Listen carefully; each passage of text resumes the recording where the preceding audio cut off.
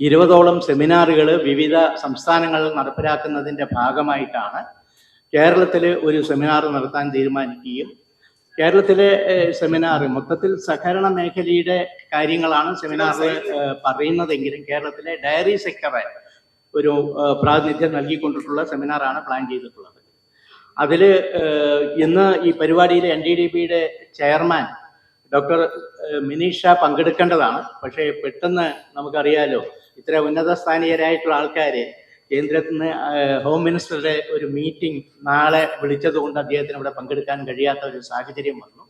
പക്ഷെ എന്നാലും NDDBയുടെ executive director, നമ്മുടെ തന്നെ മലയാളിയായ ദീർഘകാലം കേരളത്തിലും സൗത്ത് ഇന്ത്യയിലും പ്രവർത്തിച്ച തിരുവനന്തപുരം സ്വദേശി കൂടിയായ ശ്രീ രാജീവോടെയുണ്ട്. അതുപോലെ തന്നെ ശ്രീമതി റോമി ജേക്കബ് ഉണ്ട്. നാളത്തെ പരിപാടിയുടെ കാര്യങ്ങളെ കുറിച്ചിട്ടുള്ള ഒരു പ്രസ് റിലീസ് നോട്ട് നിങ്ങൾക്ക് തന്നിട്ടുണ്ട്. അതിൻ്റെ വിഷയമെന്ന് പറയുന്നത് സഹകരണത്തിലൂടെ സമൃദ്ധി എന്നുള്ളതാണ് വിഷയം.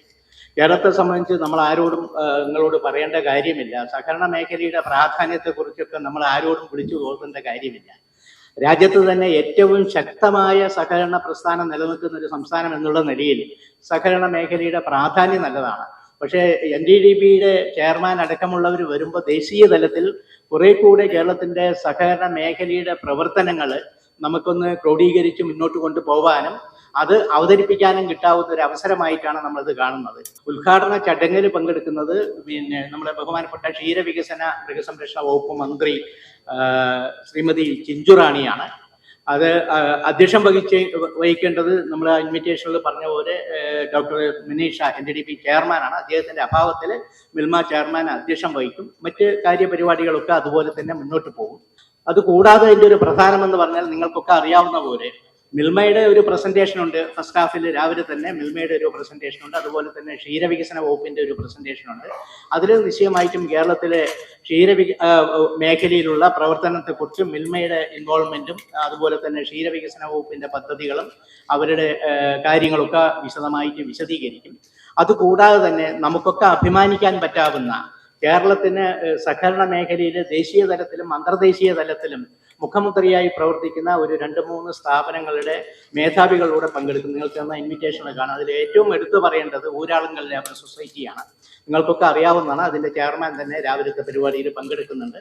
അതുകൂടാതെ പിന്നെ കേരള ബാങ്കിൻ്റെ, നമുക്കറിയാം ഏഷ്യയിൽ തന്നെ ഏറ്റവും മികച്ച ബാങ്കായിട്ട് അംഗീകാരം കിട്ടുകയും 50,000 കോടിയിലധികം കേരളത്തിലെ വായ്പാ സംവിധാനം നൽകി 5 ബാങ്കുകൾ, 4 ദേശസാൽകൃത ബാങ്കും ഒരു കേരള ബാങ്കുമായിട്ട് നിൽക്കുന്ന അത്രയും ഉന്നതിയിലേക്ക് പോകുന്ന കേരള ബാങ്കിന്റെ പ്രസിഡന്റ് ശ്രീ ഗോപി കോട്ടമുറിക്കൽ വരുന്നുണ്ട്. അതുപോലെ തന്നെ നമ്മളുടെ വൈദ്യ ശുശ്രൂഷ രംഗത്ത് മികവാർന്ന ഒരു സഹകരണ സ്ഥാപനമായിട്ടുള്ള കൊല്ലത്തുള്ള ഒരു ഹോസ്പിറ്റലിന്റെ ചെയർമാൻ ശ്രീ രാജേന്ദ്രൻ, ഈ 3 പ്രധാന സഹകരണ സെഗ്മെന്റിലുള്ള ആൾക്കാർ കൂടെ അതിൽ ഉദ്ഘാടന സെഷനിൽ പങ്കെടുക്കും. അതിനുശേഷം ഈ പറഞ്ഞ 3 മേഖലയുടെയും വിദഗ്ധരായിട്ടുള്ള ആൾക്കാർ ഉച്ചയ്ക്ക് ശേഷമുള്ള സെഷനിൽ അവരുടെ വിഷയങ്ങൾ അവതരിപ്പിച്ച് സംസാരിക്കും. ഈ സെമിനാർ കൊണ്ട് ഉദ്ദേശിക്കുന്നത് നമ്മൾ സഹകരണ മേഖല വലിയ തോതിൽ കേരളത്തിൽ മുന്നോട്ട് പോയിട്ടുണ്ടെന്നുള്ളതൊക്കെ വസ്തുതയാണ്. അത് നമ്മൾ രാജ്യത്ത് മൊത്തത്തിൽ അതിനെക്കുറിച്ച് നമുക്കൊന്ന് ഒരു അവരിൽ എത്തിക്കുക.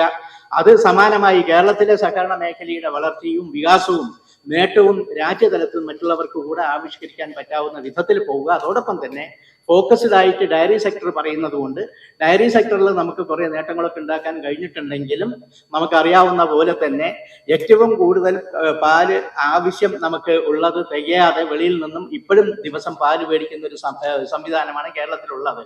മറ്റ് ഇതര സംസ്ഥാനങ്ങളിലെല്ലാം പാലിന്റെ സംഭരണത്തിൽ വലിയ വർധനവ് വരുമ്പോഴും നമുക്കിപ്പോഴും പാലിന് വേണ്ടത്ര പാല് നമുക്ക് വിൽപ്പനയ്ക്ക് ആവശ്യമുള്ള പാലുകൾ ഇപ്പോഴും ഇവിടെ ഇല്ലാതെ പുറത്തുനിന്ന് കൊണ്ടുവരുന്ന ഒരു സാഹചര്യമുണ്ട്.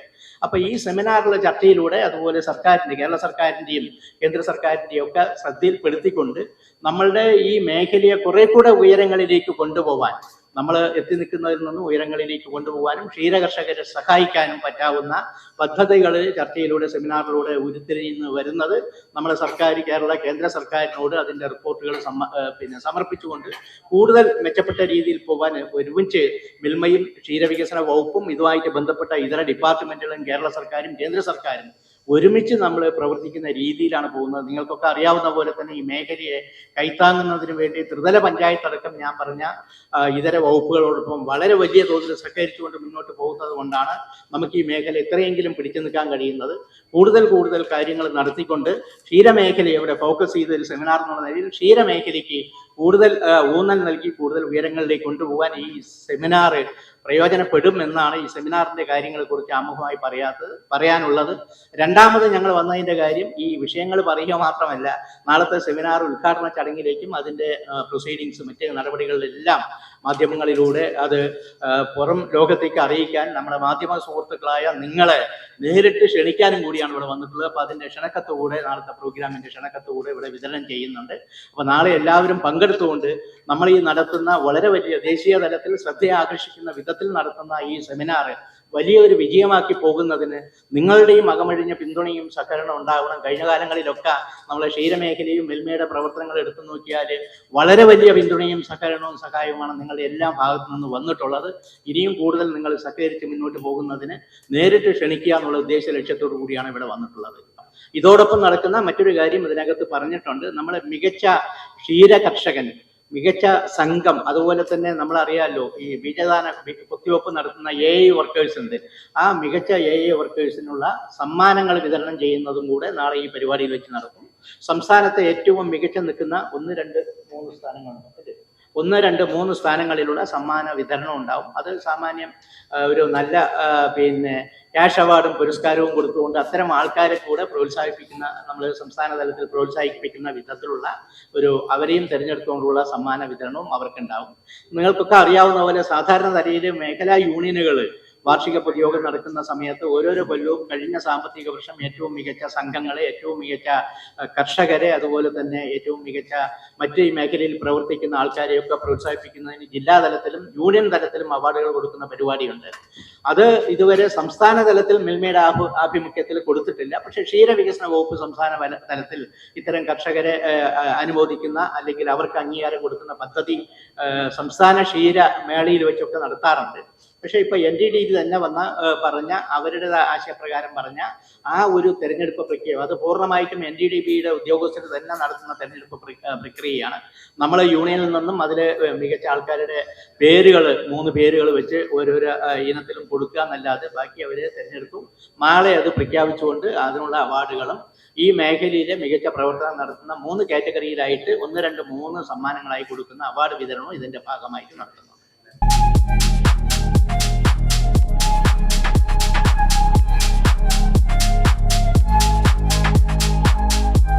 വാഗമൺ സ്പൈസസ്, വാഗമണിലെ എല്ലാ ഒറിജിനൽ പ്രോഡക്ട്സും തിരുവനന്തപുരത്ത് ഒരു കുടക്കീഴിൽ ജ്യോതിപുരം ഫുഡ് സേഫ്റ്റി ഓഫീസിന്റെ മുൻവശത്ത്. കശുവണ്ടി, കുരുമുളക്, ഗ്രാമ്പു, ഏലക്ക, പട്ട, കാഷ്യൂനട്ട്, നട്ട്സ്, ആൽമണ്ട് എന്നിവയെല്ലാം ഇവിടെ ലഭ്യമാണ്. ഞങ്ങളുടെ സഹോദര സ്ഥാപനം Vagamon spices dry fruits and drinks വാഗമണിൽ ചോറ്റുപാറയിലും ഇപ്പോൾ ആരംഭിച്ചിരിക്കുന്നു.